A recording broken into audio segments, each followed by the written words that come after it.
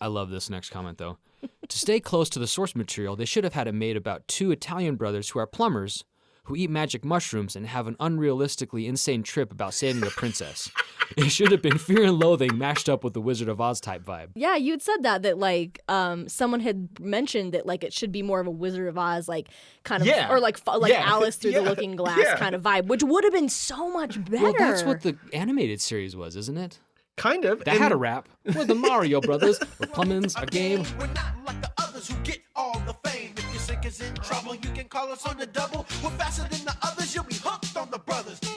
Why did everything have to have a rap? It was the early 90s. 90s, baby. Not everything has to have a rap. Like, but that would have been Mario 3 literally ends when you find out that it was all just a dream. I'm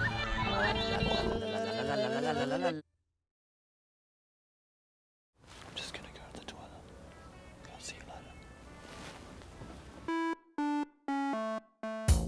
Making stuff is hard, especially in the entertainment world when there are millions of dollars on the line. And we are going to talk about these disastrous, never-ending, and sometimes dangerous productions. This is The Shit Show.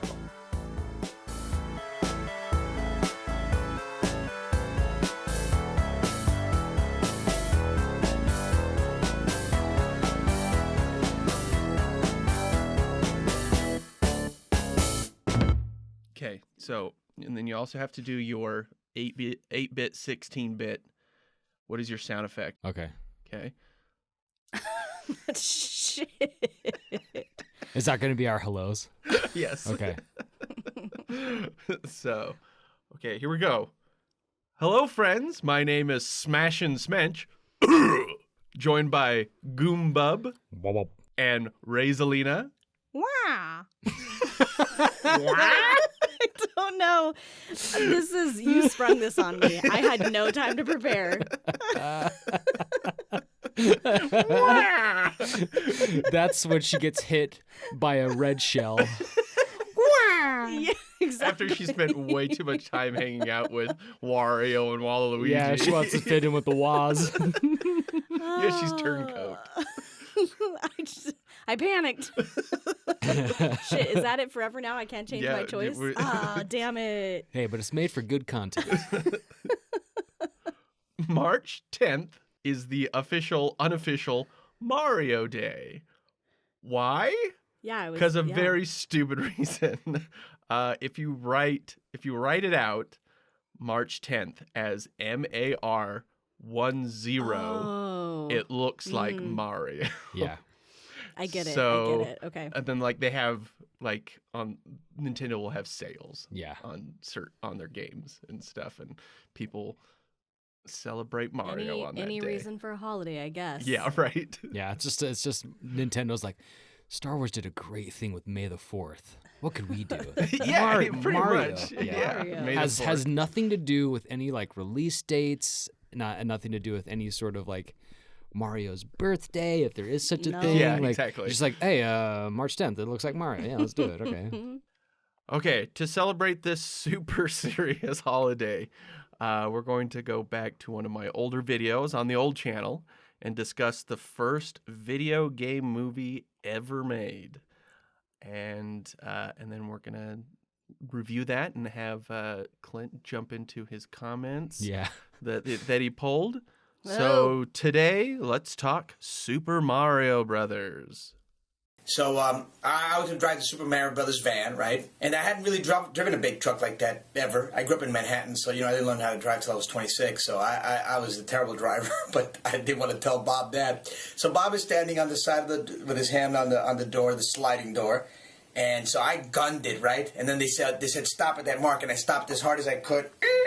And the door came flying out, smashed his poor little Bob Hoskins fingers, and he went into some Cockney Tourette's thing. Oh, bloody geezer, me coals and coke. Oh, bloody geezer, what was the bloody cunt? And he went on, and for the rest of the movie, you'll see that his hand, it was the right hand, is kind of stiff because it was in a cast, and they painted it pink, so it looked like fingers. But he's holding the weapon like they attached it with tape or something. And that was another incident at Super Mario Brothers. Let's go. Let's go. Well done. Thank you.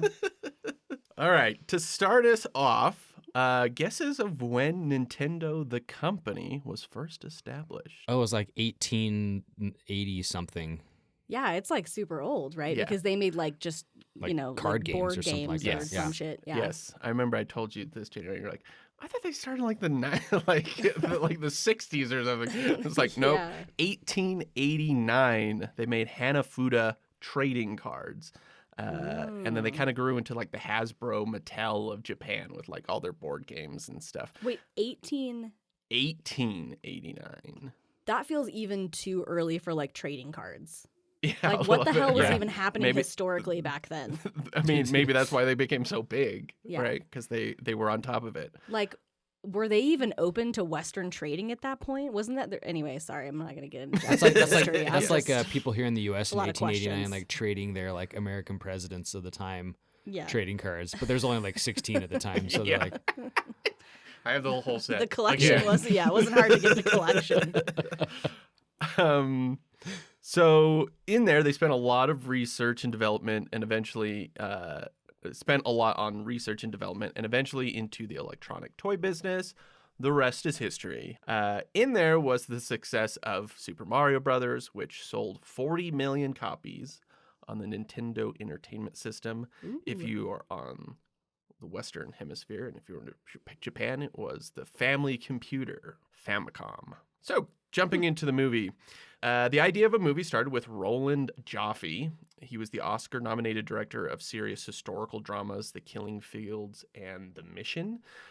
So, he, like, not who you would think that would want to do Mario. Yeah, did he think it was like a drama about like two brothers from Italy like emigrating to America and like their struggles starting a plumbing business? He's like, this is my opus. Yeah. this is the American dream, and yeah. we're gonna show them how they crash and burn and then pick themselves up by their overalls. Exactly. Their overall straps. Yeah, I would just assume that maybe he was just like ahead of the curve. He's like, let's jump on this since it's a new industry. Might as well make movies out of it.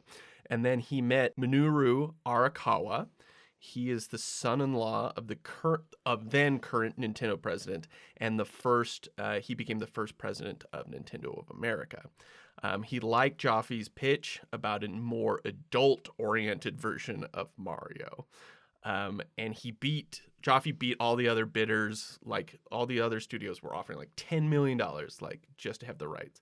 And he came at it and was like, I can give you like $500,000. But he came up with a storyline, and he pitched Super Mario Brothers with an edge.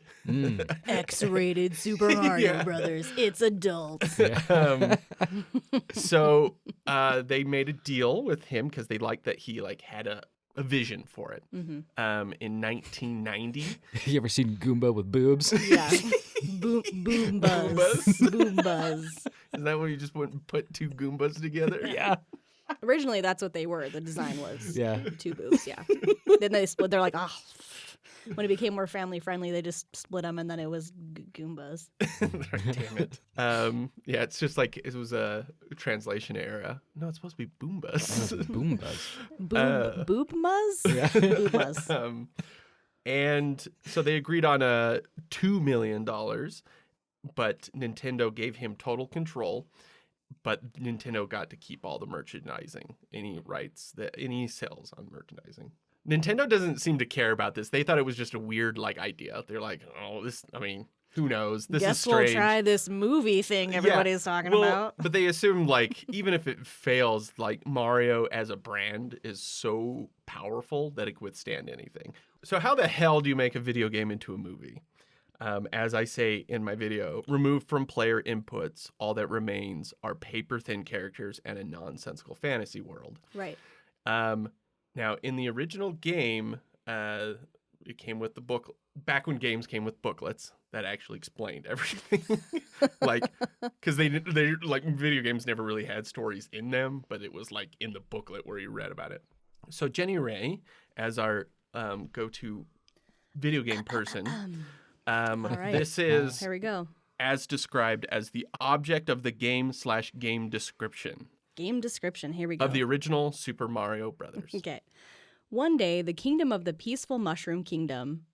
The kingdom of the peaceful mushroom kingdom. Yeah, this people. is this is Okay, this copy is pasted. verbatim. This is verbatim. Yes. All right. One day, the kingdom of the peaceful mushroom kingdom people was invaded by the Koopa, a tribe of turtles famous for their black magic. The quiet, peace-loving mushroom people were turned into mere stones, bricks, and even-field horsehair plants, and the mushroom kingdom fell into ruin. The only one who can undo the magic spell of the mushroom people and return them to their normal selves is the Princess Toadstool, the daughter of the Mushroom King. Unfortunately, she is presently in the hands of the great Koopa Turtle King. Mario, the hero of the story, maybe? Here. Yeah, that's verbatim. Okay, Mario, the hero of the story, maybe hears about the mushroom people's. Oh, I guess because it depends on how good you are at the game. Yeah, exactly. Because If you die, if you fucking game over. suck at video games, then you have destroyed all hope of the mushroom people. Look, I'm 36 years old, the same age as this video game. I have never once beaten it. So Yeah.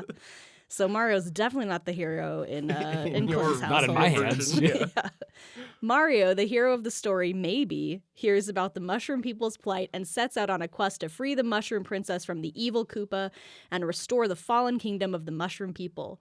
You are Mario. It's up to you to save the mushroom people from the black magic of the Koopa. So, a lot of interesting little things in there. For one, never mentions Mario as a plumber. Right. And Where he's did that come into play? and how he got involved. Just because of the pipes? Well, because just before this was Mario Brothers, which was a game that actually it's the one where the actual pipes. It's Yeah, like that you- single screen. you hit with the POW POW block button, in the yeah. middle. do do do do do do do do Yeah. do do do Yes. do do. Yeah. Koopa is actually still Koopa in Japan. Like Bowser, it's not Bowser, it's Koopa. Oh, interesting. So where did Bowser come from? We just That's just an American. we just decided change. it was cooler. Well, because it's it also is? kind of confusing because it's also the Koopa tribe. Mhm. So okay, so there's that, and then the very controversial discussion about how the toads are turned into stones and bricks. So canonically, the bricks that you're smashing in Mario used to be toads. So That's basically you're just killing people. It's kind of fucked Well, up. they're already dead, I guess. right, but Mario's whole point is to save the princess so she can use her magic to undo. Do that. That's the true. Yeah, spell. yeah. So yeah, And you're so then once you smash a brick and she comes and undoes it, do the bricks just turn into like exploded bodies? Yeah, like it's fucked up, you guys. That's really I don't fucked know. up. This is what appealed to that guy. yeah, He right. made the That's killing the edge. field. This is the edge. He's I like, found a "This whole is Reddit dark." post about someone that dived into this because there's also a part in like page 8 of the booklet, and it says like that they are only turned into ones that you hit and it turns into something else. So like ones that dispense an item. So Oh, now like they're stars then or they just become mushrooms a solid concrete. Like they're no longer brick. Yeah, like a question box. But even the ones that are, oh, he's showing off right now. This is one of 3 items that I brought. Oh wait, we didn't do that discussion. Go ahead. So Go ahead. this is this little candy tin you can get like anywhere, right? But I figured I might as well put my coins that I have in here. Oh. These you used to get in the Wonder Ball prizes like a couple years ago. Oh yeah. And they have they're coins, but they have the characters on them. But Those are cool. I also did bring one other thing What? Oh, that sorry. I know us as a collective, given her profession and our obsession. It's me, Oh my God, the Lego giant brick. giant Oh brick. shit. This Well, that's pretty That cool. thing is so much actually. bigger than I thought it was. that's the funny thing. I thought it was smaller than I was thinking. It Oh, was gonna really? be. Yeah. So yeah, here's the Super Mario 64 Lego brick, the question mark brick, and this goes like the this. question block, which is not in Super Mario Brothers 4 or 64, but that is It still so applies. fun. It's so cool. That's but here's cool. here's another neat thing. You can open this part up here. Then there's Bowser. You can take him out. I love those micro builds of like little tiny I Mario. know, right? Yeah. See, this pops open. You can And put then, him like, the there. Yeah, and they can final fight. stage. They can fight each other. Okay, back to the movie. First script was written by Barry Morrow, who wrote Rain Man, And his first draft for the plot was like the exact same thing as Rain Man, a road trip comedy or dramedy, and people just started calling it Drain Man. And Jaffe. What are they doing with this hiring? They're like, let's hire a guy who directs serious dramas and the guy who wrote Rain Man. Like, Yeah, what the like fuck? it was the Wild West, right? It was Right? the 90s when weird shit, they made all the weird movies that they did. And it was like, Did you guys not read the booklet? yeah. Okay, and then also because it was so similar to Rain Man, Jaffe actually talked to Dustin Hoffman to play Mario, and Dustin Hoffman was actually interested. I could see that. But the script was a straight drama, and Nintendo said no, and then no to Hoffman.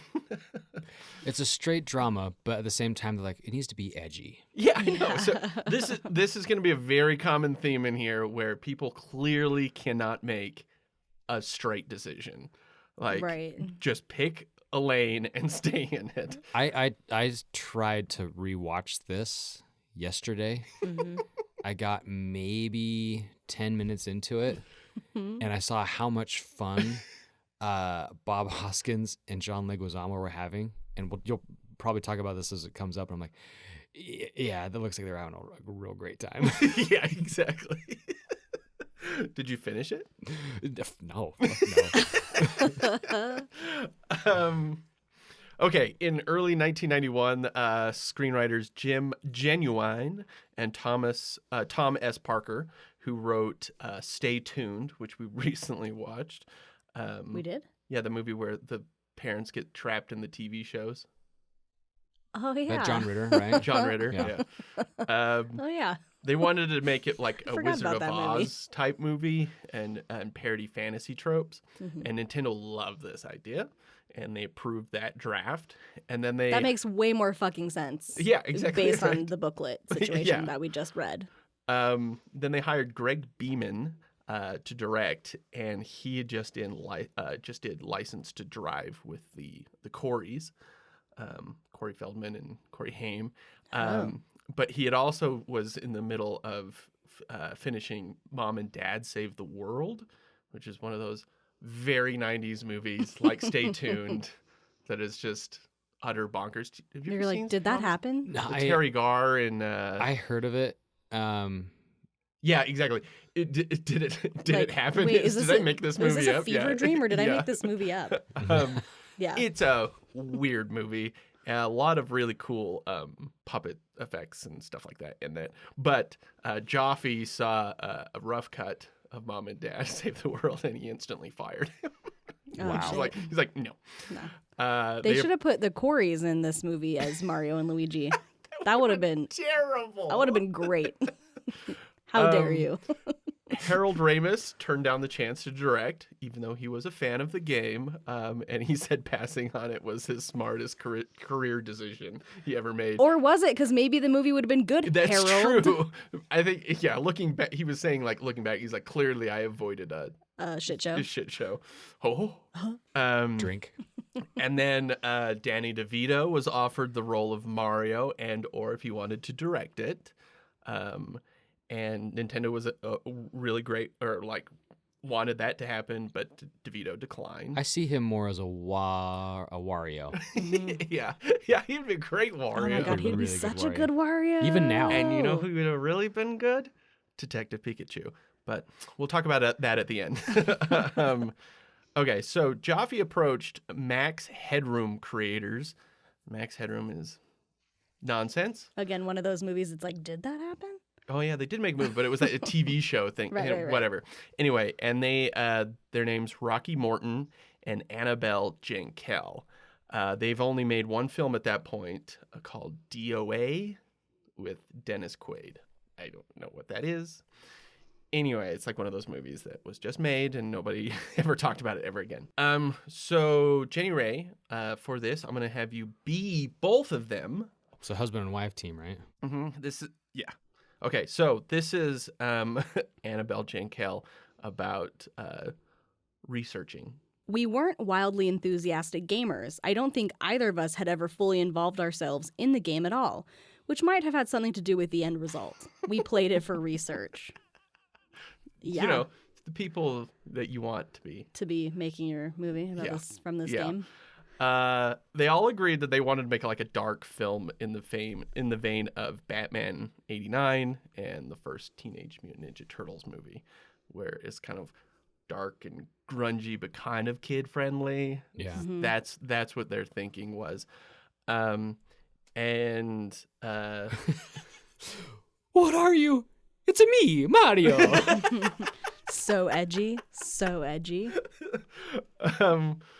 And this is what Morton's general philosophy going into this movie was. Morton is British. Oh. At that. What ho? Well, why did you not say so sooner? At that time, there was a very hardcore movement against video games and a lot of anti-video game sentiment. I wanted to make a film that would open it up and get parents interested in video games. So, like, the thinking being that, like, Mario clearly appealed to not just kids, and so why not make a movie that's more for adults? I don't know. So they can hit both layers? I don't. Look, that movie is called the live-action Dora the Explorer. Because that movie is fucking rad. Oh, really? Is it? Yeah, that movie is so good. Well, it's Dang. kind of weird. Like, most movies you can praise. say, like, you can hit really well in between.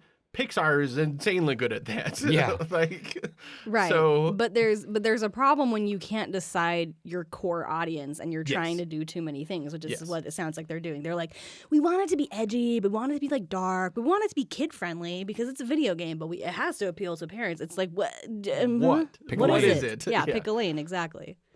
and Arakawa thought a more serious film would attract a bigger audience, so he kind of wanted them to push in that direction.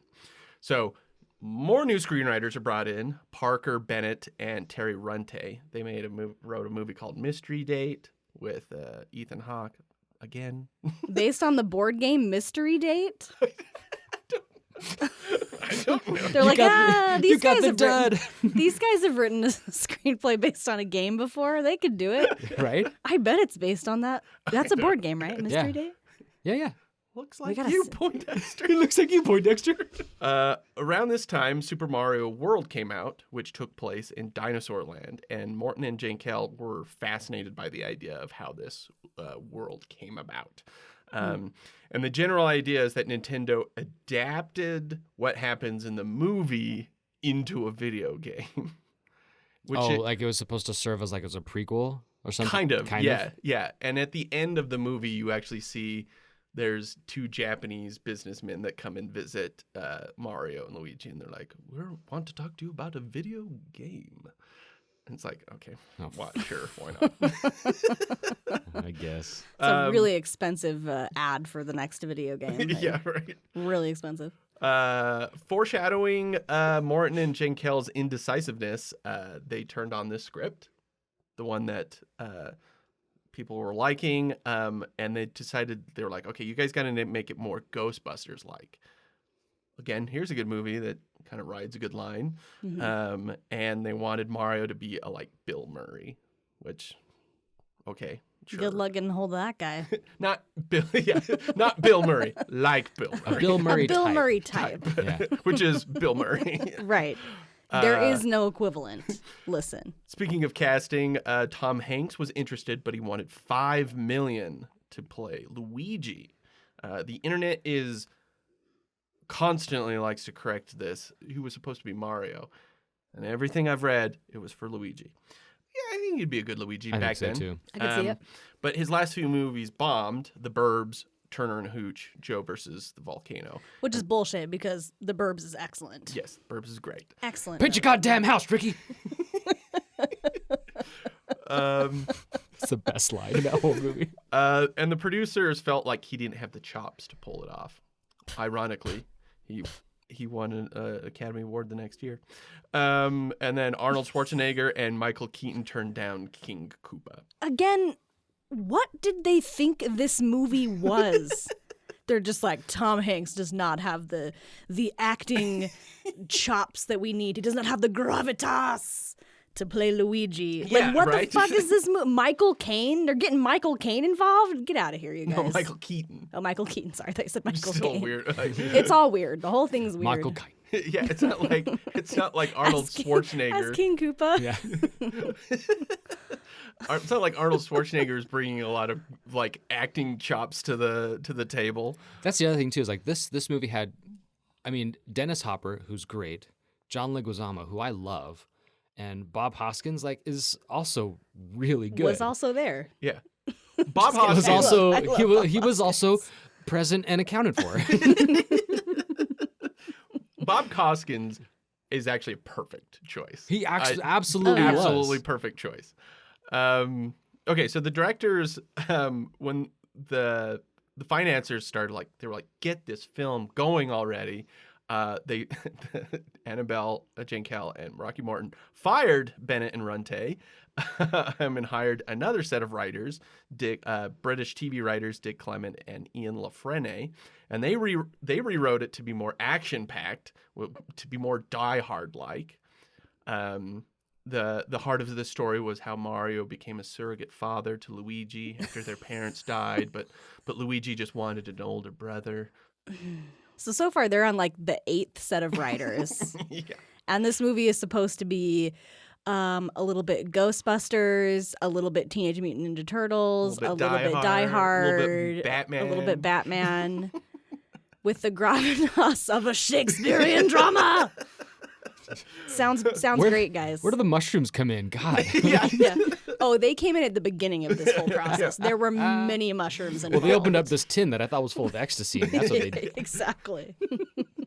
Okay, Morton, this is what Morton had to say about this. He loved this version of the script. And he's kind of explaining how he went about making the movie and why it seems so off base. Morton says, I wanted to find a reason to free myself from the game, and the reason I came up with was this was the original story, and everything else was a distortion from this being the truth. And once with that concept, it freed me from being shackled to any portrayal of the video game. Of course, that pissed a lot of people off, but that was what we decided to do. So he's basically saying, like, so as long as if they interpreted our events, we can do whatever the fuck we want, I guess. Right. Weird. Or they're- you can hire people who would just go, yeah, I'll fully embrace this. So Like, basically, what he's saying is like, look, we saw the video games, and they exist. But fuck that. But let's do a movie where we can then say, oh, all the video games are an interpretation of our movie. yeah. Fucking shit, dude.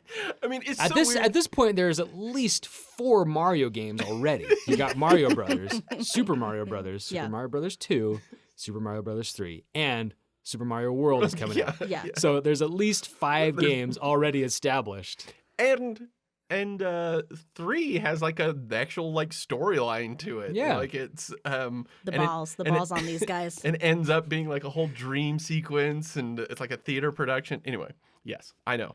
This highly popular, marketable franchise, fuck it. Yeah. We can do better. Yeah, exactly. Whatever this version of the script was, it was good enough to sign Bob Hoskins and John Leguizamo. And then Dennis Hopper said he did it for the money. That's fair. Clint, this is why this is Hoskins talking about playing Mario, All right. and he has Cockney accent. Cockney. My 7-year-old son is quite depressed about my playing Mario. He knows I can't even program a VCR, let alone play a game. How do I prepare for a role? I'm the right shape. I've got a mustache. That was the criteria. There's a really great like behind the scenes footage of him going, I used to do Shakespeare, and now I'm just playing a little guy that goes like this, like, jumps around. Again. They must have sold him. They're like, look, it's Macbeth. It's Macbeth in the Mushroom Kingdom.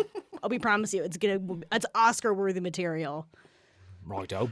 It's like Mr. Hoskins, you already played, a Private Eye with a bunch of cartoons. Like, this is just, a The next lateral move. Yeah. Yeah. Now you're a plumber from Brooklyn with your with a brother that's 20 years your junior. Yeah. Yeah. And instead of working with the director of Back to the Future and the producer Steven Spielberg, you're going to be working with the guys that did Max Headroom. Yeah. What the fuck is Max Edward? Yeah, exactly.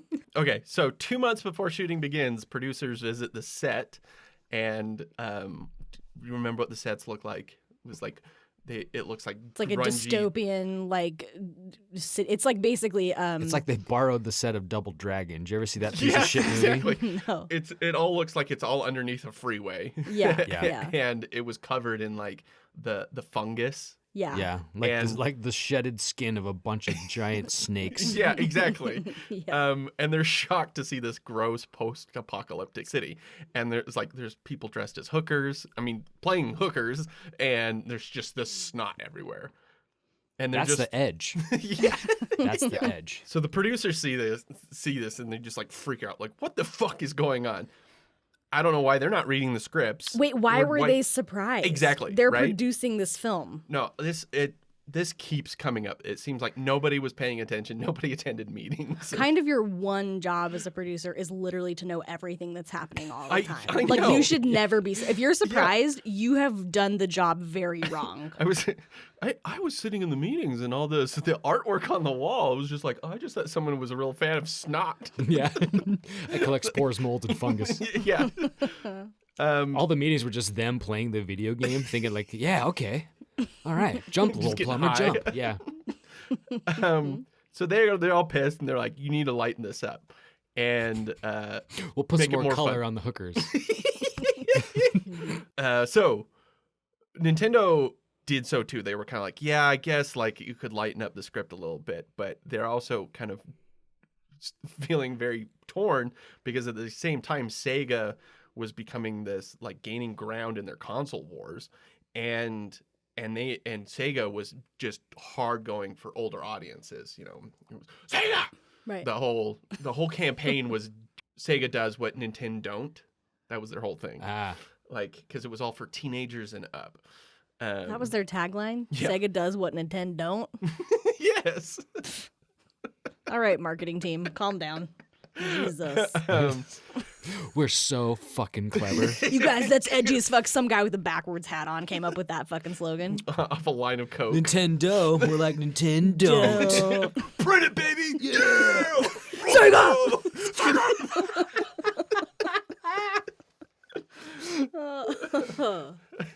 It's a random side thing. The Console Wars book actually talks about the guy that did Sega, and he got the role. He was at home with the flu or something like that, and his agent called and was like, I have a very small thing for you. We just need somebody to scream Sega. And he just did it over the phone, and they're like, yeah, sure, come in. That's awesome. And that's all, like, You hired. You're That guy's hired. got a great scream. Sega! He sneezed at the same time that he said That's all it Sega. was. It just happened to sound like Sega. Sega. Yeah. They're like, oh, yeah, that's the exact sound we're looking for. Speaking of snot, You're Yeah. booked.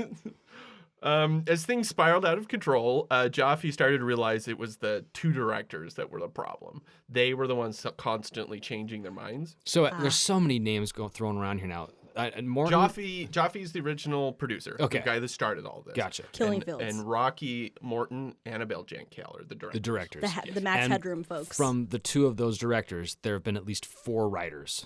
No, there's been 8. Shit.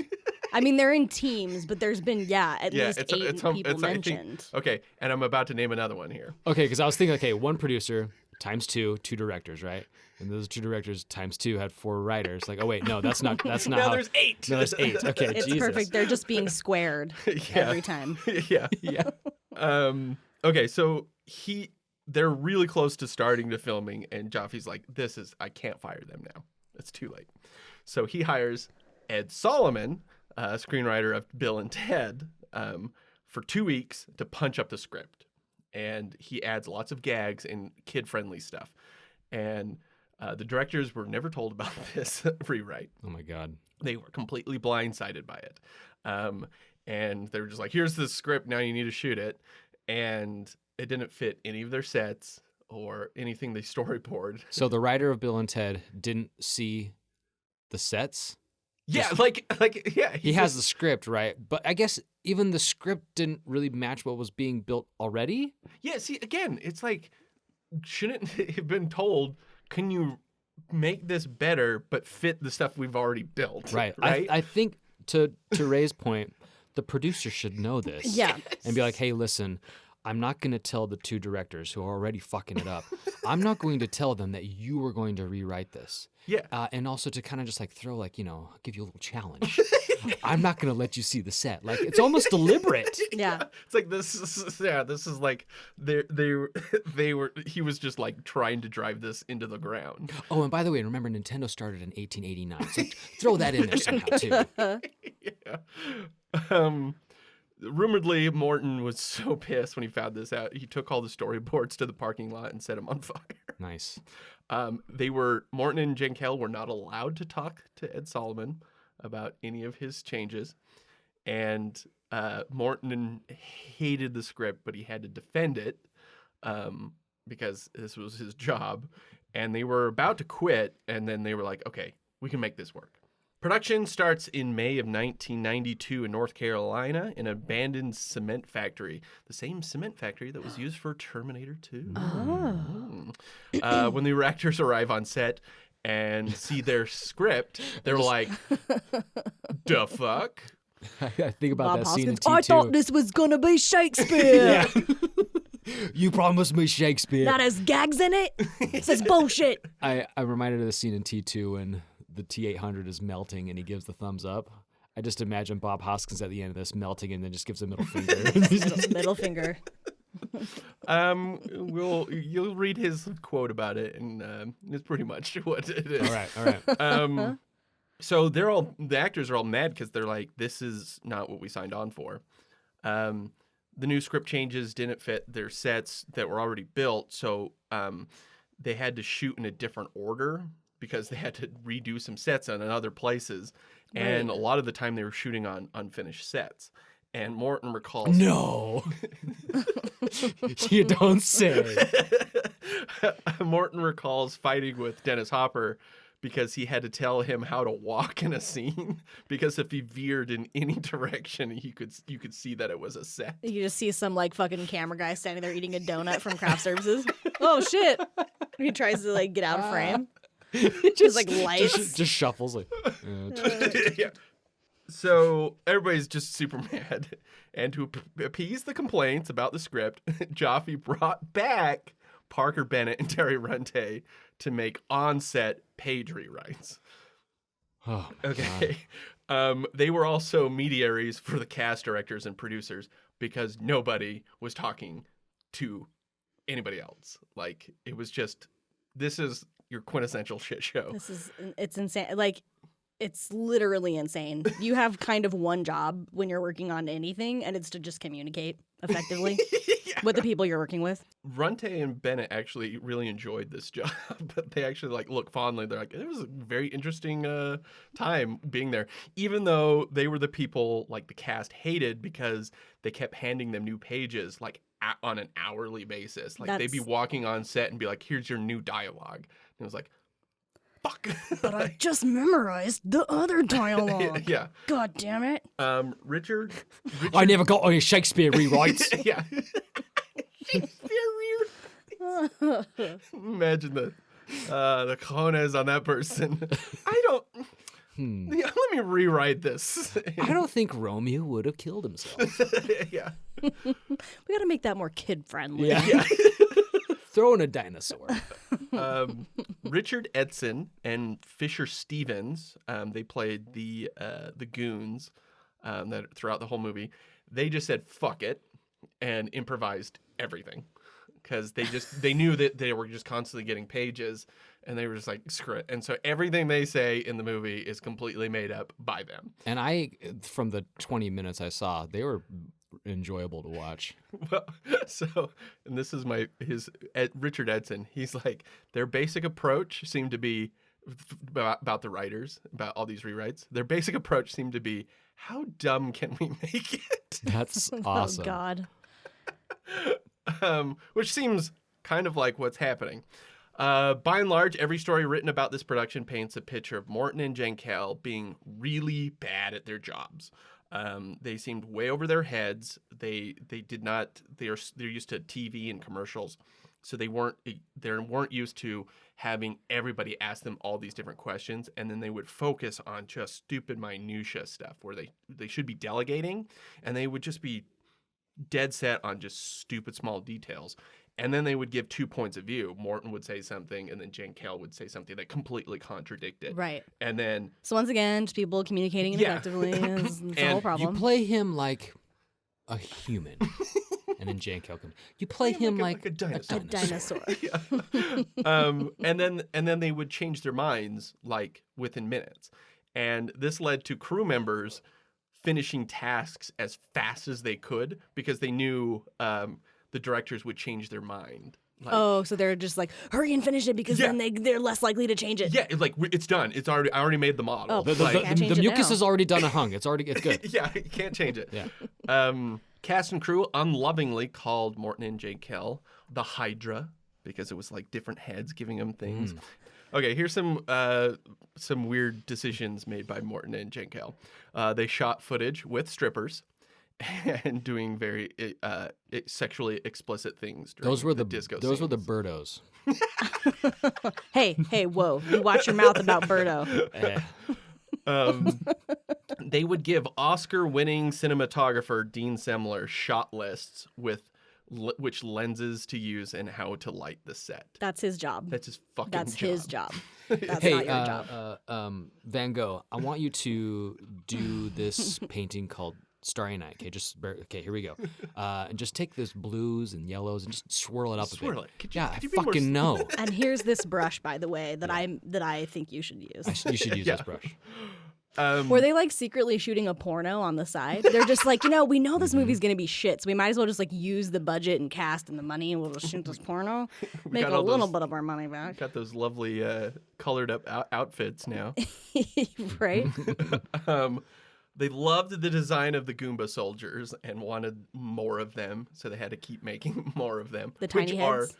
are terrible. The tiny head Goombas? Yes. They're so stupid. There's like of all the decisions in that whole movie, that is the one that you can just visually go, what were you even thinking on? So dumb. So dumb. Why is any of that? Morton thought one extra wasn't dirty enough, so he poured his hot coffee on him. I don't even know how to react to that story. They knew that Jurassic Park was being made at the same time, and they saw their dinosaurs and they looked their animatronics, which were state of the art. Oh, it looked right? like fucking amazing dinosaurs. Yeah. So they decided they needed their dinosaurs to be cuter. Sure. And Yoshi was added mid-production. Oh my god. They didn't want Mario and Luigi to appear in their classic overalls. Because Right? Why would you want your two main characters to be identifiable at all by their core audience? hey, we're gonna do a movie Doesn't- called you know. Sonic the Hedgehog, but we're gonna make sure that his red sneakers, he's not even gonna show. No. It's like, Also, he's gonna look like a creepy human Also, he's a hippo. hybrid. Yeah. Yeah. Sonic the Hedgehog As a hippo. as a hippo. Yeah. But give him weird human teeth and tiny eyes. Yeah. There you go. We're going to come back to that, actually. Oh, I bet we will. Okay, so remember the Jewel of Denial script toss-up? We were talking about how Yeah. they took the 3 scripts and tossed them there. So now they had all these different scripts, right? Ed Solomon, who wrote the... That's like Michael Douglas and Kathleen Turner being in that hotel room, and then like Runte is just like opening the doors. Here's some more. Yeah, exactly, right? So Ed Solomon visits the set 2 weeks in, and he saw Morton with a script that he had literally taped together from all the different other drafts. Holy shit. Gross. So he would like cut out like a piece and be like, and I want that line there. And so Scotch. here we go. Hand me that roll of scotch tape, not the drink, but also the drink. But this line was for Luigi. It's for you now, Bowser. But it doesn't make sense. I'm calling Mario my brother. don't worry about It's it. fine. Just Don't worry roll about with it. Roll with it. Take more mushrooms. It sounds like the script toss-up was ironically more successful than whatever the hell Yeah, this was. right. The script tape-up. The The set was obviously not very safe, and if you remember, there are tons of sparks. Like that seemed like to be their thing. It was like there's sparks in the like everything was looking like the bad electricity, and so but that caused problems because it kept burning people. Like one stuntman, felt his crotch started on fire. Oh no. And it clearly wasn't rigged very well because one electrician was grabbing on a lever and it was electrified. And he was like, when you get electrocuted, you hold on to it. Yeah. And so someone had to go run over there and kick him to get him off. Hey, yeah. Yeah. The closest, he jumped on his head. Oh no. No, that was And then he picked up his shell and threw him. the on-set plumber had to go do that. Yeah. Oh man. Bob Hoskins and John Leguizamo both stated that they drank heavily on set. Yeah. But Hoskins had a thing of scotch with him all the time. Scotch tape? Or no, scotch the yeah. both. Both. Wait, he wasn't For the script and yeah, for the the script drink. and for Bob. Drinking. Yeah. Clint, will you be our Leguizamo? Oh, every day I will. I love John Leguizamo. He's been waiting for you to ask. I know, right? The shoot seemed to take forever, but at least there was Samantha and Bob Scotch. Oh man, that movie sucks, and I suck in it. He's not very good in that movie. I still love him though. I used that clip. I used the clip right after that in the video where it's like, "Who are you supposed to be? I'm Luigi Mario. You what? You got a problem with that?" And it's like, what kind of comeback is that? Yeah. No, I was just asking your name. Who are you? Who are you? I'm just asking your name. Yeah. Luigi Mario. Pleasure to meet you. It's like he's like defensive from the onset because he knows how fucking embarrassing every line in this movie is. Have we talked about the fact that his name is Mario? We will get to that. Okay, good. We need to talk about it. Leguizamo was driving the van in the beginning of the scene, their plumber van, and Bob Hoskins was hanging out the side of the door because whatever the scene was going, and Leguizamo hit the brakes, and the sliding door came unlatched and then broke Hoskins' fingers. So for the rest of the filming, he had to he wore like these pink glove cast so it looked like real fingers. So one day Hopper just got to him, and he was handed his new lines and he freaked the fuck out, and he proceeded to yell at the producers and directors for over 3 hours. He's yelling about the script problems, the unprofessional behavior, how a movie set should be run. Like he's a professional. I don't blame him. I'm about to yell about that for 3 hours, and I wasn't even there. He's like, I know how to blow up a bus. Do you really want to mess with me? Yeah. And he just gets to this point, and they're like, "What do you want? What do you need? Like, do you want to go back to the old script? Like, blah blah blah." And and he just goes, "Fuck it," and he just read the lines that he was just given. So in the end, it was just him just saying, venting, venting, and then saying, "Fuck it." This is what Dennis Hopper had to say about the movie. The script had probably been rewritten 5 or 6 times by the time I arrived here. I don't really bother with it anymore. I just go in and do it scene by scene. I figured it's not going to hurt my character. Yeah, I mean, at that point, it's like you just have to get through it. Like, yeah, maybe you need to get some shit off your chest. This is just a job at this point. I mean, when you hit rock bottom and there's nowhere to go but up, there is also the possibility of just staying at rock bottom. Yeah. And he's probably at that point like, look, it can't get any worse. It's not going to hurt my character because my character is already as low as it can go. Yeah. But also other... Also, where is Hoskins' scotch? Right. Yeah, why didn't Hoskins get any... why didn't Hopper get any scotch? They had to bring it from home. They got all rallied together. Their scotch budget, they didn't have any. So the LA Times visited the set late in production. And LA Times, they're just getting into every movie and just fucking it up for everybody, right? Yeah. Mm-hmm. So Poltergeist, Super Mario Brothers. So, and they had interviewed lots of the cast and crew who were very much in the mood to unload. and the directors were unaware that they were even on set. They know shit. They know fuck all, man. Yeah. They don't know a goddamn thing about this movie. They probably wake up at the end of the movie, at the end of the shoot, and be like, okay, let's make Super Mario Brothers. I'm like, we just did. What? Or they probably didn't even know that that's what they were making. Yeah. They just wake up every day, blank slate. Shoot this? Right. I don't. Okay. Who are you? I thought we were shooting Two Brothers Save the World. Yeah, if they didn't even know what their sets looked like, then they definitely didn't know there was a fucking reporter walking around. Hey, guy wearing the fedora with that little press label on it. Could you get out of the shot? We're trying to shoot over here. Great hat, by the way. Listen, I got a big scoop. I'm here on the set of Super Mario Brothers, and it is a shit show. So Morton says he and Jankel were pulled into the producers' trailers every night and chewed out.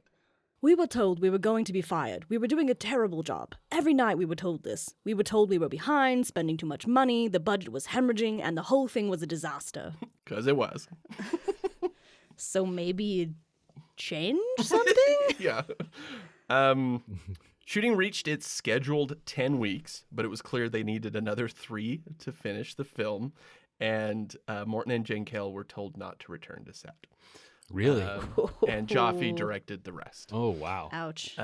Were those the scenes in Brooklyn? Like before they I'm not sure what it was. Probably the ending, because they scrapped the ending because it was supposed to take place on top of the Brooklyn Bridge, where the 2 dimensions of the dinosaur world and human world were merging, and Mario defeats King Koopa by throwing a bomb into his throat. So actual Mario stuff, maybe, kind of. Yeah. And then I thought you were going to say that he dies jumps over him and then gets the other side of the Brooklyn Bridge and then axes and then it crumbles. That would have been so good. Then he's just like in the cartoons or even like in the video game, the whole bridge goes down. He stays suspended for a second and then falls. That'd have been amazing. That would have been awesome. Hell yeah. That would have been good. Just Look, destroy the we bridge. could have written this movie. I know. Okay, so Morton said he was locked out of the editing room after the LA Times article came out. Come on, guys, let me in. No. Hello, I'd like to finish we don't my know who you film are. very much. Thank you, please. Sorry, no one's in here. No editing in here. Push play. I'm Luigi Mario. What? You got a problem with that? It really sounds like you're editing my film in there. Nope. Go back to Max Headroom. Okay, released May 28th, 1993. 14% on Rotten Tomatoes. Oh, this has gone up since I posted this. It's 28% now. Guess the budget? I'm going to say 18 million. 25.7 million. Oh, Jesus. Getting specific. 48. Jesus Christ. And made 20 million. Oh, that's what I was thinking of. I was thinking of what it made. Exactly. Yeah. Same. Also, what I was thinking about. Came out the same 48 weekend. million? Yeah. That's stupid. Very stupid. Came out the same weekend as Cliffhanger. And so it got clobbered by that because that was the height of action stars like Stallone. And then 2 weeks later, Jurassic Park came out. Didn't stand a chance. It was pretty much pulled from theaters at that point. Morton said their agents dropped them immediately and couldn't get a job after it. They've never made another studio film since. The always polite Nintendo has never made a comment about the film. That's Smart. surprising. Yeah. But So- also very smart. Clint, here we go. This is the Guardian's quick Q&A with Bob Hoskins.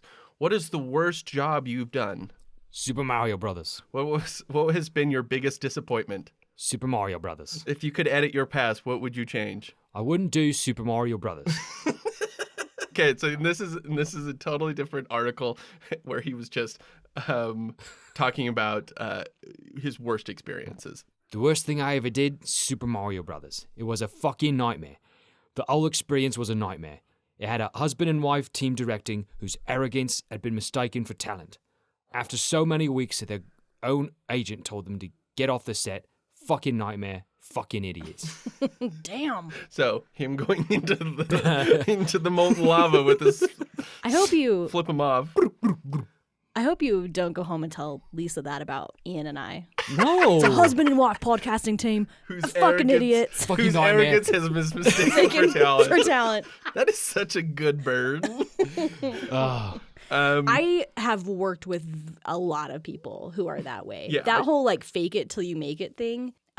There's a part of that that's definitely true, right? Especially for people who have imposter syndrome, where they're just like, oh, and it's just like, just pretend like you know what you're doing until you know what you're doing. Yeah. But then there is people who take that to an extreme where they're just like, I am God's gift to Super whatever. I'm God's gift to Super Mario Brothers. To fucking filmmaking, and you're just like, you're an idiot. Right? They're like, you saw Max Headroom, right? Like, you saw Max Headroom. Yeah. That's the pinnacle. That is the pinnacle. This was an interview Nintendo Life did with Rocky Morton. His answer to this question was, overall, what's your abiding memory from working on this movie? Humiliation. This is what Jaffe said about it, looking back on it. It's not that I defend the movie. It's just that in its own extraordinary way, it was an interesting and rich artifact that has earned its place. It has strange cult status. So, like, I think that that's kind of true, because if you remove Mario, or knowing what Mario is, or if Mario, they never even say Mario Brothers in it, like, you remove the Nintendo out of it, like, it seems just like a 80s, 90s movie. Out of all the legacy on this, Shigeru Miyamoto has adopted the name Mario from the movie. So that is officially his name, Mario. But why was it ever his name? That feels so fucking lazy. Well, it's just like, he can't just be Mario. Who does he think he is? Cher? He's got to have a last name. What is it? Mario? Like, Yeah, in the scene, he's like, name Mario, last name Mario. And so, yeah, is he saying his name is Mario? Well, no, okay, he's not saying Cher. He's not saying I'm not Beyonce, right? Right. Because later Luigi says, I'm Luigi Mario. So, okay, yeah, it is Mario, yeah. Or maybe the joke of that scene was that he's like, it's just Mario. I don't have a last name.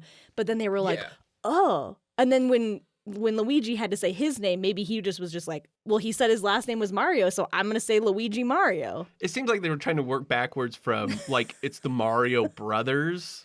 I love how we're like, how we're like breaking this down as though this is like some brilliant piece of film. It requires it. You know what it reminds me of, though? It's just that dumb thing like from Solo where they're like, what's your name? Han. And then the guy's just like, oh, Solo. I was like, I'm alone. Oh, okay.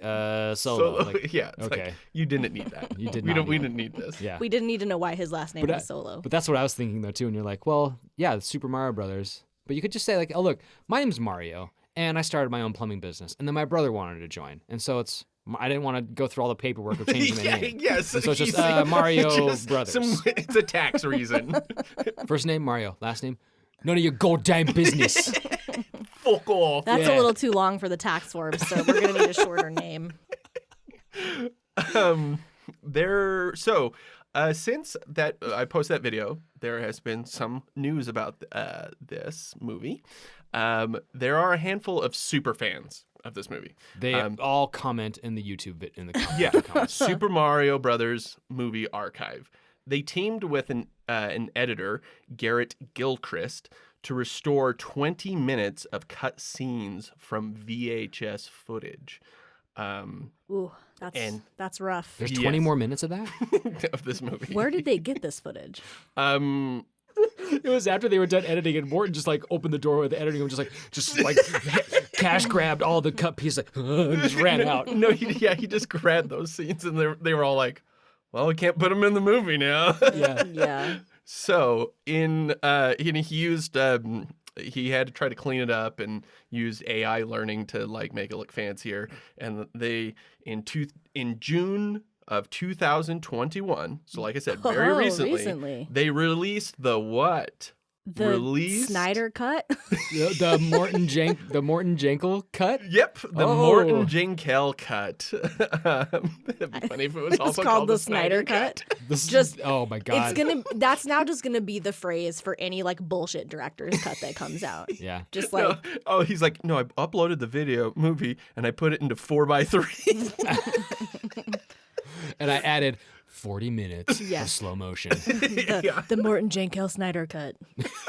Just add it to it. Yeah. This includes lots of character details that explain the plot a little bit better. Okay. Like Koopa is suffering from dementia.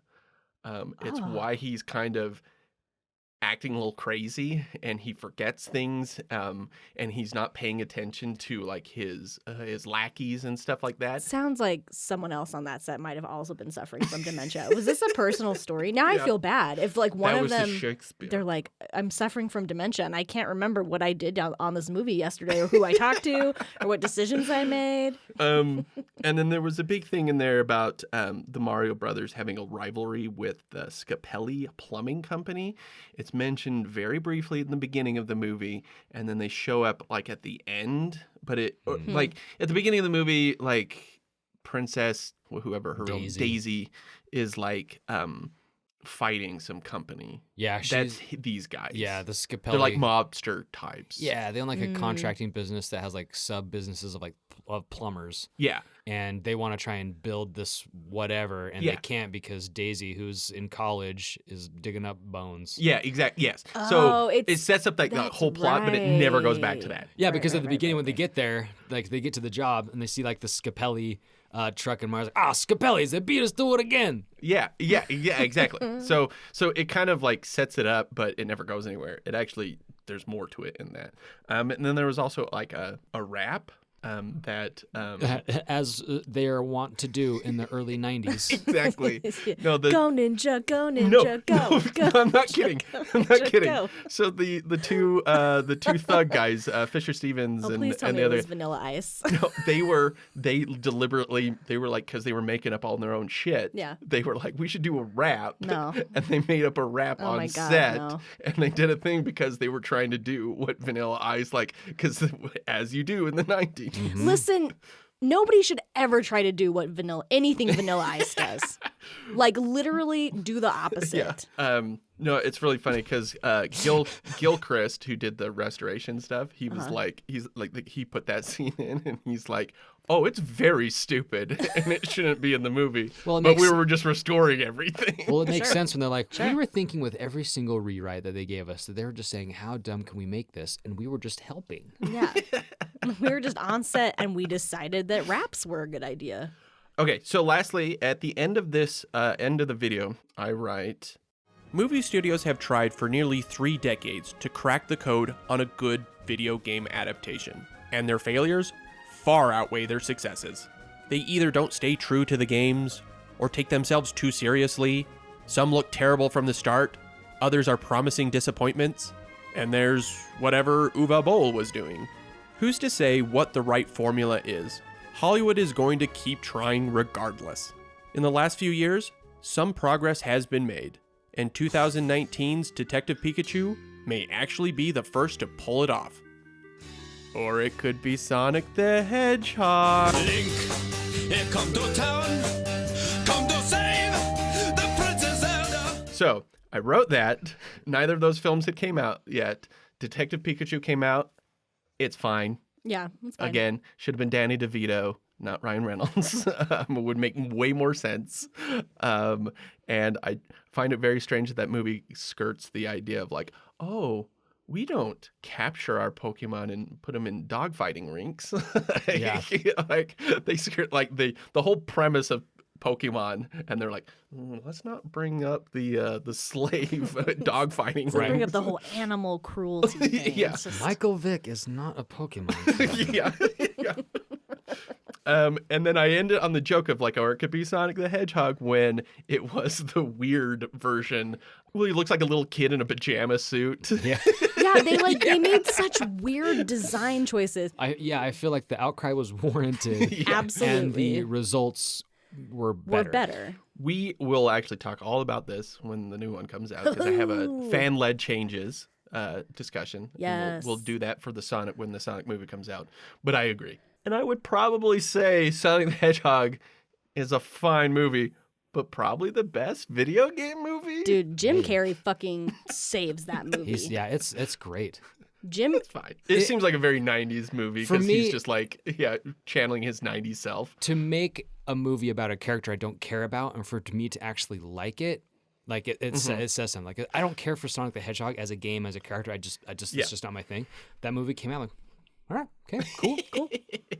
Sega! Okay, now it's for everybody's favorite segment, Clint's Comment Corner. All right, this is Clint's great. Comment Corner. There's the jingle. I find it fascinating of all the comments that we get in our YouTube videos. Or they're like, "Oh, this movie was fucking great. This movie was so good. Like you're wrong. You're wrong." I was like, "Look, listen. Every time. Did you even watch the video and listen to it? No. Anyway, so a lot of them were, praising the movie, which is fine, right? Like, I mean, just like because they loved it as a kid, right? But this first one, this movie was great. Screw you. Listen, you are entitled to like a bad movie, but don't try to tell me it's a good movie. Yes. Right. Next comment: if the Super Mario Brothers movie wasn't a box office failure, what Nintendo movies would you love to have seen? The movies I would love to have seen are, and they just list a shit ton of movies. Just saying that the whole Nintendo catalog. property. Yeah. Donkey Kong, The Legend of Zelda, Metroid, Excite Bike, Kid Icarus, Star Fox, Punch Out, Fire Emblem, Animal Crossing, Advance Wars, Battalion Wars, Yoshi, WarioWare, Luigi's Mansion, Kirby, F-Zero, Wii Sports, 1080. Wii Sports. Okay, first of all, the only game so far in that entire list that actually would be a fun movie is Luigi's Mansion. Yeah, that'd be cool. That's where you get a Mario meets Ghostbusters. Yes, That would be fun as which shit. is the Yeah. movie. Which How is the the game. hell do you make a WarioWare movie? That would just be on speed, but that is just as stupid. WarioWare or Wii Sports, Sports, like yeah. those aren't movies. Could you imagine like an orchestrated like John Williams? But I'm not done. Golden Sun, Wave Race, and Splatoon. Golden Sun could be a movie. Splatoon could be fun. Splatoon is interesting because it has a very weird dark backstory that all humans have died and we've become we've evolved into squid people. So So edgy. it's, That's so it's edgy. Waterworld. yeah, it's Waterworld. They made that movie already. But what was the one you said before that? Wave Race? It's just a racing game on Yeah. It's like Excite Bike, on the movie. skidoos. Yeah. What's the one that Skidoos? What are they? Do you want to do Ski- Skidoo? Skidoo. Skidoo. Like wave runners. Yeah. I was actually talking about this with a coworker about video game movie adaptations because they're making Metal Gear Solid, which I'm Right. really hesitant about but really excited for. You all know me now. I fucking love Mortal Kombat. Yep. But I was thinking of we were talking about Punch Out, and I was like, could they make Punch Out? Probably not. That show or that game is a caricature of every single culture and ethnicity. Well, the original. The Wii version is really cool. Oh, is it? Okay. It would just be like an international boxing Yeah, champion. yeah, it would movie. be. It would That's be. like Yeah, all it it'd would be be. a Mortal Kombat, but boxing. But with boxing. That- yeah. okay. All right, I'm in. Yeah, that one's actually easy. What are Morton All and right, Jake Hale doing? Done. But Next. I would argue against that Next person bitch. saying if it was a success they would make other ones. I'm glad it wasn't a success because it was a shitty movie that would have probably led to other shitty versions. Yeah. And Nintendo, because of how bad Super Mario Brothers was received, that's why there hasn't been anything until Detective Pikachu. Mm-hmm. So that's the huge gap between the two of them. And then this new one that's coming up with Chris Pratt. I'm so tired of him. Oh yeah. I'm so. That whole every casting decision in that movie was the weirdest casting decision that's ever happened, except for Seth- Charlie Day. Seth That's Toad. He says that's no, he's No, he's Luigi. Oh, well, okay. Like Seth Rogen is Donkey Kong. I can hear it already. I think it's the. With a name like Donkey Kong, that dude's high all the time. Right? I think it's just it's just Nintendo going, who's the biggest people we can get, Yeah. instead of who's right for Who's it. right for the and that's voice. what I think happened with Ryan Reynolds on Detective Pikachu. Oh yeah. All right, continue. I just watched it for the first time yesterday. I quite liked it. As you say, it sits quite well with similar films of the time, but it's also a mess. Thanks for all the background. Your video is really good. There's a lot of this too, like praising Ian and his Yay. research, which is well warranted. I was 9 years old when this came out, a big Mario fan, and I loved this film. Instead of feeling alienated by the deviation from the source material, I found it interesting to see such a different interpretation. I was young enough to not At think... 9? You were okay with the... I very much like the different interpretation of this source material. Yes. I thought the deviation from the Mushroom Kingdom to Dinosaur World was quite refreshing.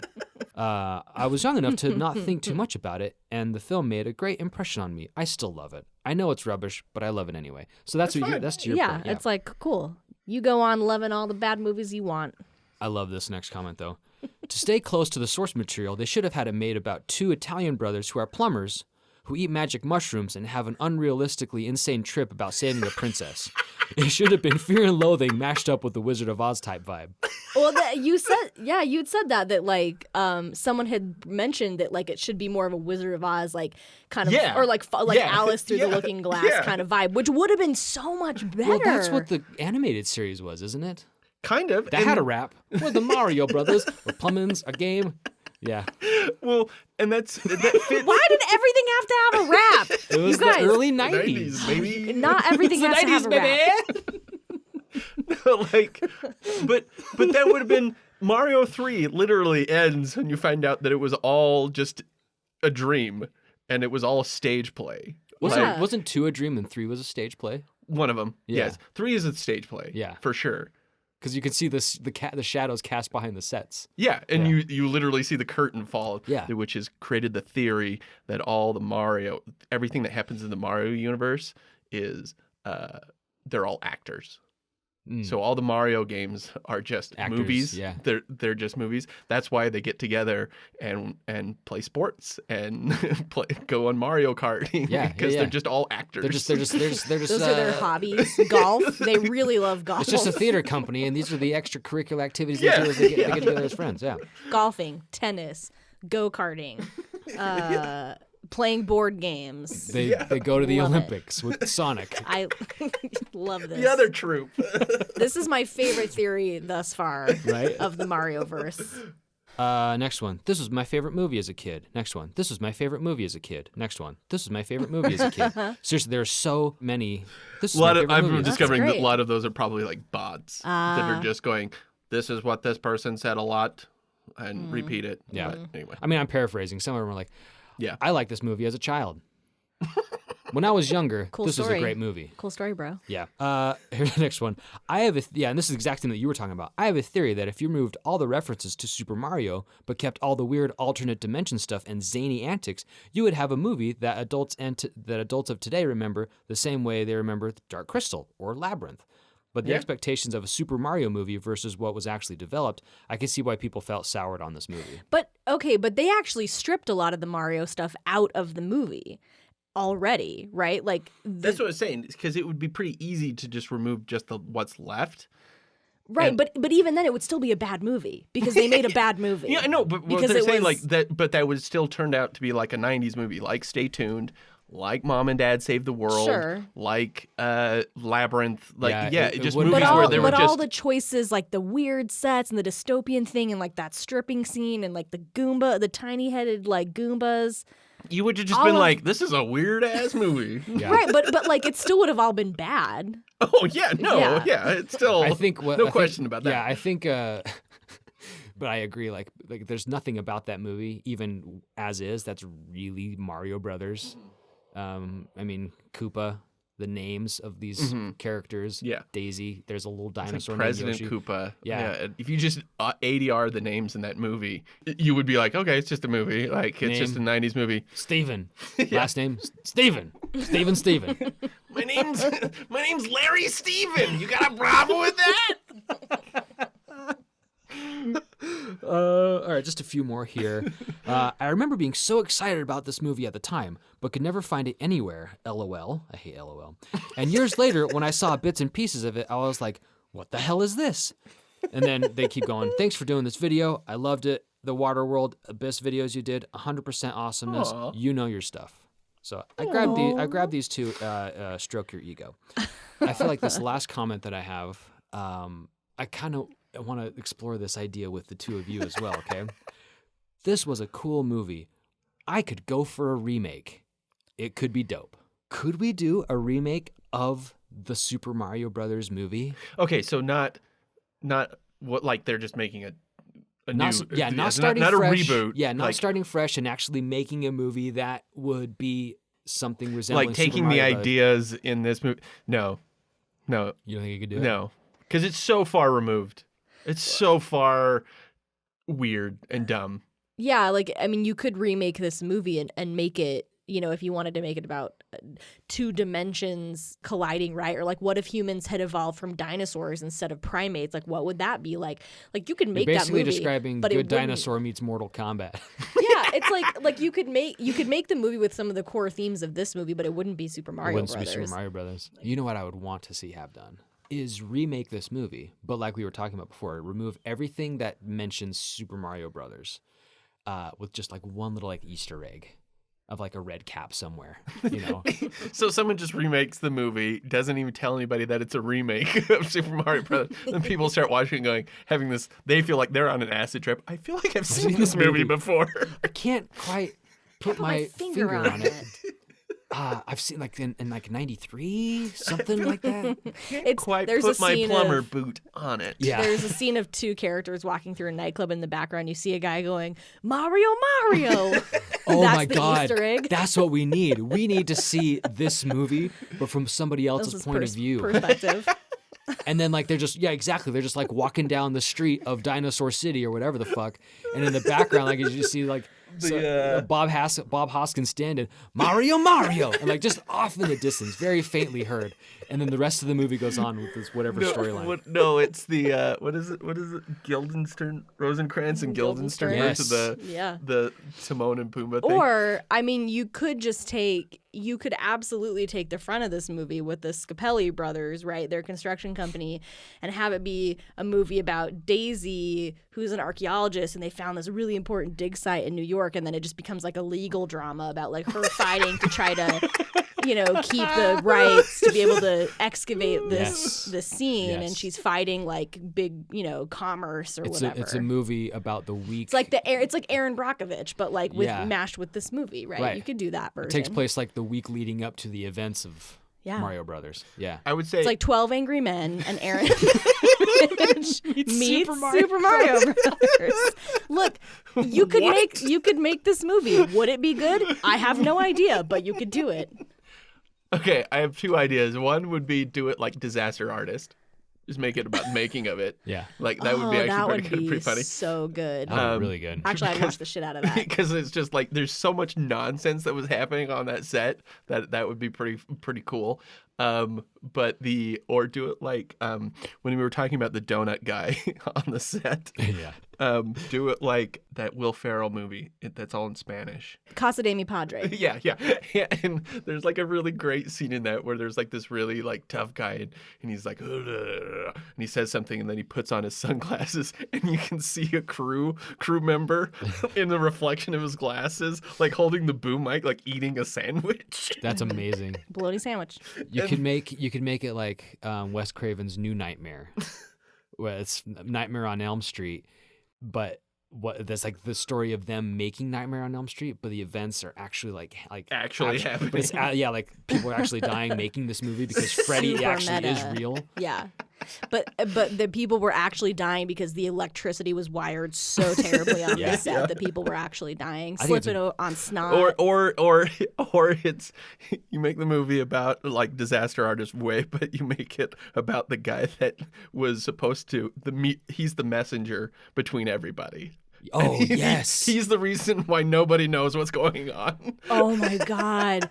Oh, they're like, you talked to the directors, right? You told them about the script changes? Yes. I totally did. Like he's just constantly pulling the strings of just making this just drive. No, into I like it that he's just like some dumbass like PA or something who like fumbled his way, like a Mr. Bean type thing. Yeah. Where he like fumbled his way into like some job he wasn't qualified for.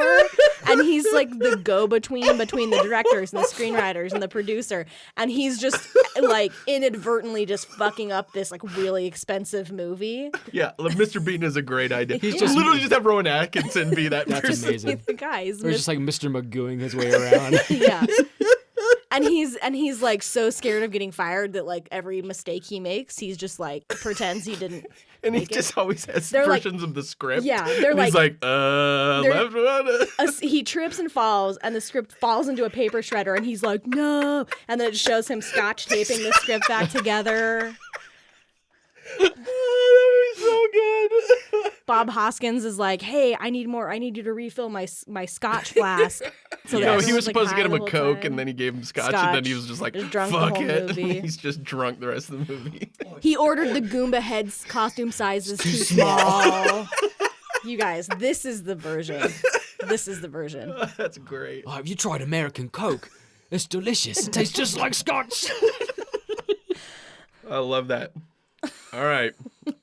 Worth it. I mean, yeah. It feels like your answer had a question mark. I know, right? Yeah. You have to yeah. hit it, dink, and see what comes out.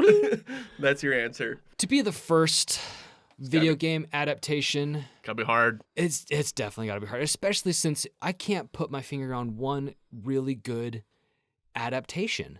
Yeah. I mean, I think I always go back to Mortal Kombat. Like, I love the 1995 game film, but it doesn't resemble anything of the game. And as we've discussed, Mortal Kombat Annihilation is basically a masterpiece. So It's yeah.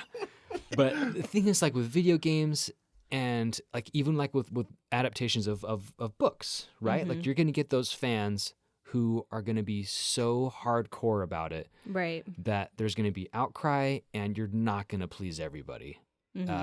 So your argument is like this movie kicking off video game movie adaptations. Therefore, it was worth it because it felt like it kicked off that trend. Yeah, but at the same time, like no one's really made a good like. It begs the question: like, if that movie was good, would all other ones have been good? Video game adaptations? Probably not.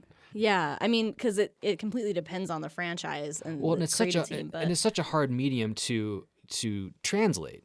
I mean, like people are saying, "Oh, I like the book better." Well, like, of course you like the book better because with the book you can put more detail and you can put more story into it. Right. You have to Two different mediums. cram an 800-page book into a 2-hour movie. You can't do it. right. You know, same thing with a video game. Breath of the Wild is how many hours long? Like 40 hours long. How the fuck are you gonna put a 40-hour video game into a 2-hour movie? You Right. can't do it. Yeah. And so you're two sides. So you're inevitably gonna get shit and shit from fans. Right. Yeah. I would say that I think video game movies would have been made regardless of if this was made because it was kind of like with the trajectory of where things were going and how fast Hollywood seems to run out of ideas, they need some kind of inspiration. And this like basically isn't a Super Mario Brothers movie and seemed like it was terrible to make. I do have that like little nostalgia twinge from this movie of just like, oh, that's such a fun movie to watch because it's so bad. But like I remember watching it as a kid and like liking it as a kid. So it's hard because I honestly would say no, I don't think it was worth it to make this movie. But like I do enjoy watching this movie. And so I understand that there is a complex dynamic going on in my head about this.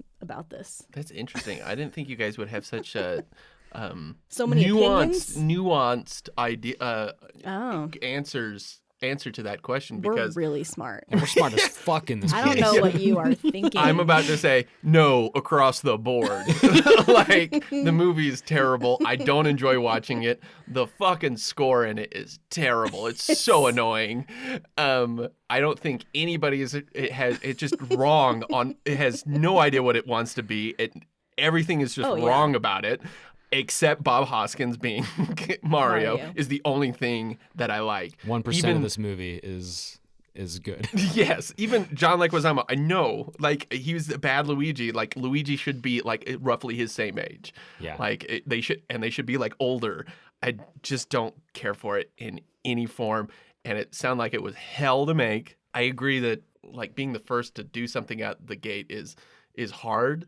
But if you have the right, smart people to do it, there's a movie called The Lego Movie. When that was announced, everybody was like, How what do you make the it? fuck are you going to do with that? Like, that is nothing. And It's genius. Christopher Miller and Phil Lord, really smart people. And they totally get what they're doing.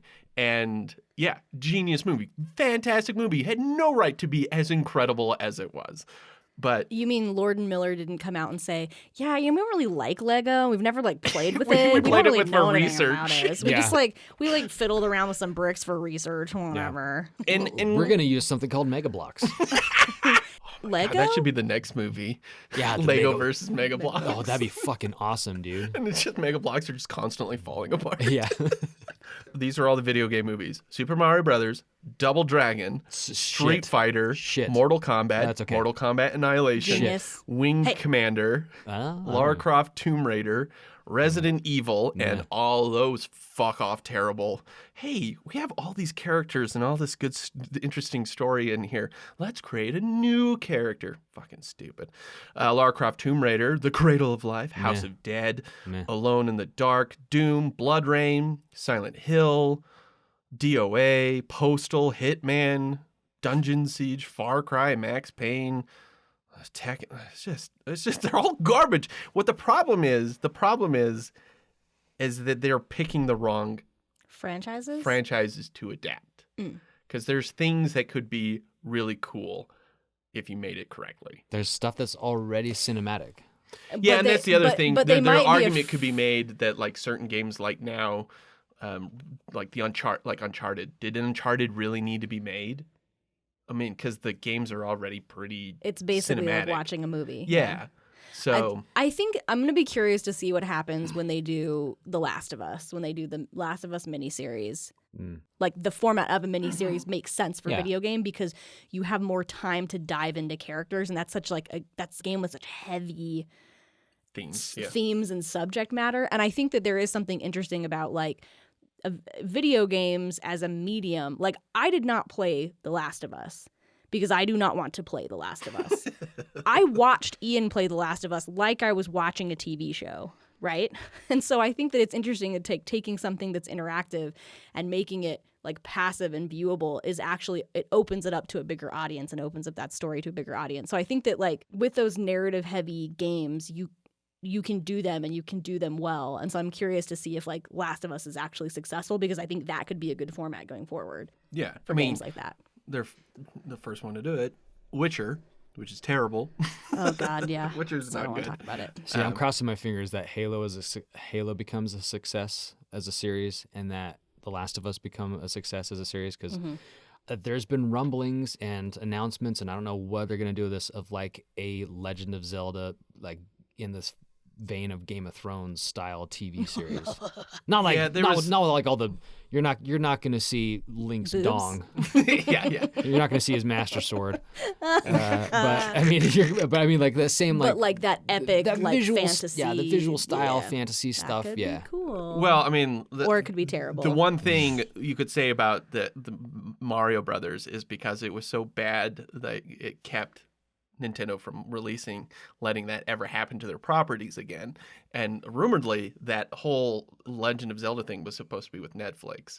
And then Netflix let it leak so they could drum up some interest. And Nintendo was like, this is not how we do business. And then they are pulled it. fiercely private. Yeah, and then they pulled it. Yeah. So it's not going to be made through Netflix. Netflix, god damn it. Yeah. Keep your 9 millions in your pants, man. You don't want that made through Netflix anyway, though. But that's interesting though. That point you brought up, where it's like because that movie was so bad, it kept them from being as willing to just let their IP go. Yeah. I almost would argue that then it was worth it that movie was made, because can you imagine if like if this movie had been made and it was just kind of middle of the road, like it was fine, it wasn't terrible, but it's just kind of like fart sound, right? And they were like, oh yeah, sure, make a Legend of Zelda movie and make it this movie, make it that. Like if they had just made like a slew of just bad Nintendo movies in the 90s, like that would have been worse, I think. Yeah, and like so Legend of Zelda via Yeah. like never-ending story. Like that's what. So maybe our Mr. Bean movie is like some like low-level employee from the Nintendo Corporation, Nintendo Company Limited in Japan, who is like, I love these franchises and I will not let anyone destroy the legacy. And then he's purposely fucking stuff up. Yeah. Now that's a movie I want to see.